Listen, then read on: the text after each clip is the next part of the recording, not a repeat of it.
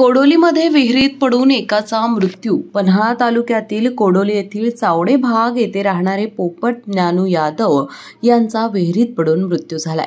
पोपट यादव हे सकाळी बिचकरमळा येथील शेतातील कामे उरकून 10 वाजण्याच्या सुमारास विहिरीवरती हातपाय धुण्यासाठी गेले असता त्यांचा तोल गेल्यानं ते पाण्यात पडले. त्यांना पोहता येत नसल्यानं त्यांचा पाण्यात बुडून मृत्यू झाला. पोपट यादव हे अजून घरी कसे आले नाहीत म्हणून घरच्यांनी शेतामध्ये शोध घेतला असता यादव हे विहिरीमध्ये पडल्याचं लक्षात आलं. यावेळी कोडोली गावचे कोतवाल शिराज अंबी यांनी कोल्हापूर येथील आपत्ती निवारण व्यवस्थापनाच्या पथकाला माहिती देऊन बोलावून घेतलं. आपत्ती निवारण व्यवस्थापनाच्या पथकाने त्यांचा शोध घेऊन मृतदेह बाहेर काढला.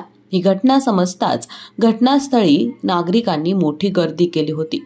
पोपट यादव यांच्या मागे आई, भाऊ, पत्नी, एक मुलगी, एक मुलगा असा परिवार आहे. या घटनेची नोंद कोडोली पोलीस ठाण्यात झाली असून कोडोली पोलीस अधिक तपास करत आहे. केके न्यूजसाठी कोडोलीहून सनी काळे. बाळ, फ्रीजमधून श्रीखंड काढ ना. आम्ही पूर्वी घरीच बनवायचो श्रीखंड. त्याची चवच वेगळी होती.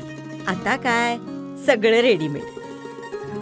आजी, हे श्रीखंड खाऊन बघ. आज तुझ्या आईनं घरीच बनवलं की काय? हे आहे गोकुळचं श्रीखंड. अगदी जिभेवर रेंगाळणार. जिभेवरच नाही तर मनावरही रेंगाळणार. गोकुळ श्रीखंड, मनावर रेंगाळणार.